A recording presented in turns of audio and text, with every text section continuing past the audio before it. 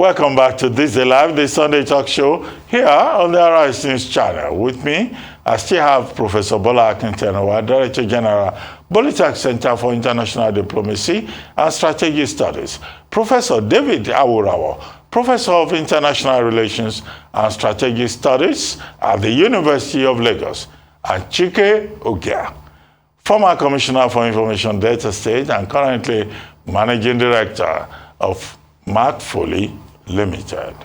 Well, the Nigeria Center for Disease Control has confirmed 157 cases of monkeypox across 26 states in the country. The NCDC revealed this in its latest monkeypox situation report for week 30. Monkeypox is a rare viral zoonotic infectious disease transmitted from animals to humans that occurs sporadically, primarily in remote villages of Central and West Africa near tropical rainforests. Nigeria is one of the countries in Africa where the disease is endemic. The agency said from January 1 to July 31, 2022, 4 deaths were recorded from 4 states: Delta, Lagos, Ondo, and Akwa Ibom. The report also revealed that there are at least 413 suspected cases of the disease in the country.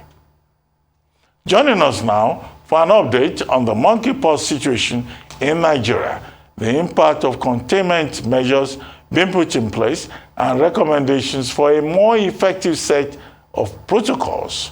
We're now being joined by Professor Sunday Omilabu, a virologist and Director, Central Research Laboratory at the College of Medicine, University of Lagos.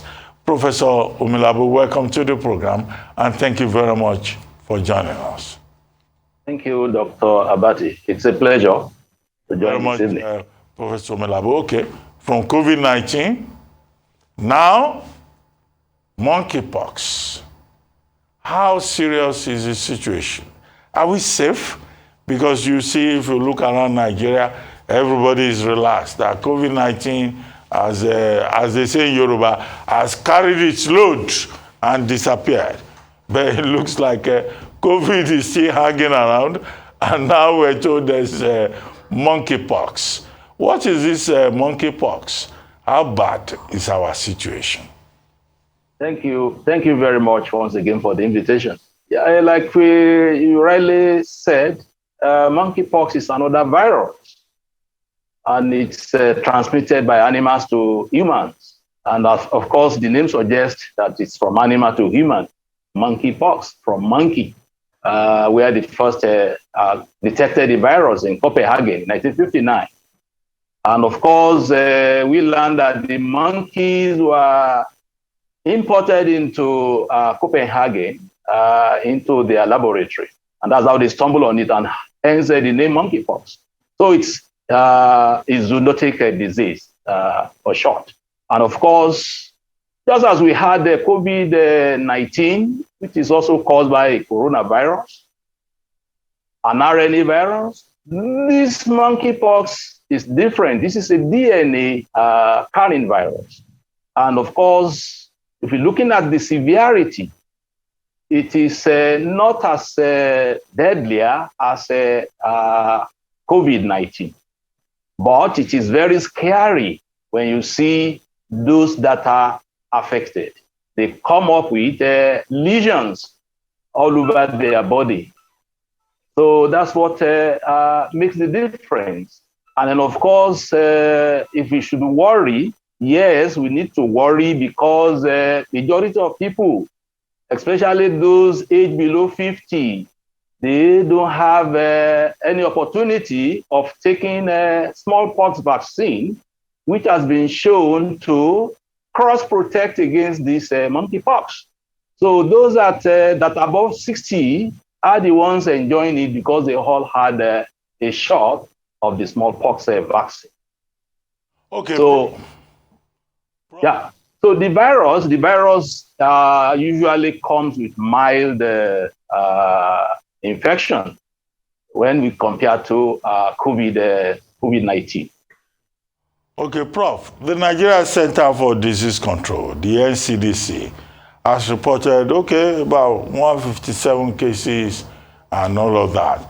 But do we have the capacity as a country and with all the relevant agencies to eradicate, control, manage, and what do you think that government should be doing right now that we're told that when Nigeria is an endemic country? Yeah.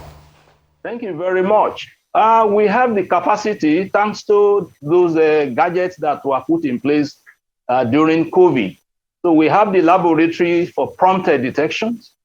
And then, of course, we have all those structures used to fight COVID in place. So we shouldn't discard those structures. This virus, the way it is contracted, it is usually transmitted from animals, wild animals, especially rodents, to humans. So we rarely have monkeys around, but majority of us have contacts with rodents, especially giant rats and so on. They need to do more of enlightenment, just as we are doing on your program. People need to know what is monkeypox. They need to know what to do when they see people with rashes. It is transmitted by contact. If you should contact people that are infected, the chances are for those that are close to those cases to have it. So they should protect themselves, especially the health workers that will have to look after these cases. And then, of course, some of the materials that are contaminated by the viruses is a risk factor for people that are not infected. Once they touch these beddings or use these beddings or sit on these, chances are that they may come up with a monkeypox. So we need more of enlightenment, educational programs on radios and the television programs so that people will be enlightened. So once people have the information, they too will continue to educate others. So we really need this. I've said earlier on that as for the laboratory, we have all the laboratory facilities to make detection on time. So we are set for it. But the only thing that we don't have in place is the vaccine. We know already that smallpox vaccine can cross-protect individuals against contracting monkeypox. So our government should try as much as possible to negotiate for smallpox vaccine. Some countries are already they are warming up to get this vaccine, especially in Europe, where they have more of rampant cases. Okay, Prof, you talked about animal to human person transmission, but some research from the United States already indicated that this latest trend that we have witnessed is more of person to person, particularly within the gay community, okay? So, given our own circumstances here in Nigeria, what are the specific things that we need to watch out for? And do you think that here in Nigeria, you know, the situation may be different, given the statistics already offered?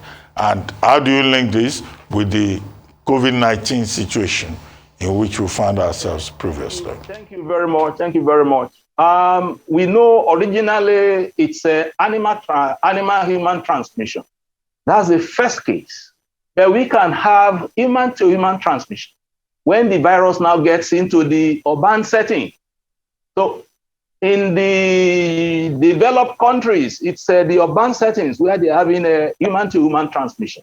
It's not impossible here too. In fact, we've been having human-to-human transmission in over 400 cases that were reported to NCDC, where with 157 positive cases. Not all these are from animal-human. So majority of them are human-to-human. But we've not really looked into the issue of the MSM group in Nigeria here. So it's not impossible. Like I said earlier on, the mode of transmission is through contact infection. If you touch the bodily fluids If you touch materials used by an infected person, the chances of getting it is very high there. So it's by contact, which is a way different from COVID-19. COVID-19 is by respiratory tract. That one is in the air. So the monkeypox virus is not in the air. It's in the lesions, in the skin rashes. It's in the bodily fluids. It's in the blood of animals, those touching the animal, as well as their bodily fluids. And then, of course, you can contract this from any materials that are contaminated with all these infected materials. Prof. I mean, body fluids. Okay, Prof, thank you. Very briefly, we need to go now because I still have one more guest on this program today. When you talk about animals to human transmission, are you saying Nigerians should stop eating bushmeat, which is a very special delicacy? Are you saying don't eat bushmeat again because you can catch monkeypox? Thank you very much. I'm not to sit down and hear. The advice that Nigerians need is those animals, especially the wild animals, the so-called bushmeat, they are potential sources of these viruses. If we must handle them, we have to protect ourselves. If you must handle them. If you must handle them, we shouldn't help their bodily fluid or even be bitten by any of these animals. So that's what we are saying. And if the animals is not well cooked, chances of contracting the virus is there. So why processing the animal for a delicacy? So we have to protect ourselves either by wearing gloves when we are processing it. And then, of course, when we are cooking, we have to cook it very well. So it should be well cooked. Once you cook it very well, it will kill the virus. But one can advise that instead of putting all those things in place, why not move away from the wild, the bush meat, look for alternative. Now that we know that we have a lot of the viruses around us. That's my own advice. Well, thank you very much, Professor Sunday Omilabu, Professor of Virology at the University of Lagos. Thank you very much for joining us. We'll take another short break right now, and when we return, we'll be talking about Salman Rushdie with Dr. Wale Okediran, Secretary General of the Pan-African Association of Writers. Power.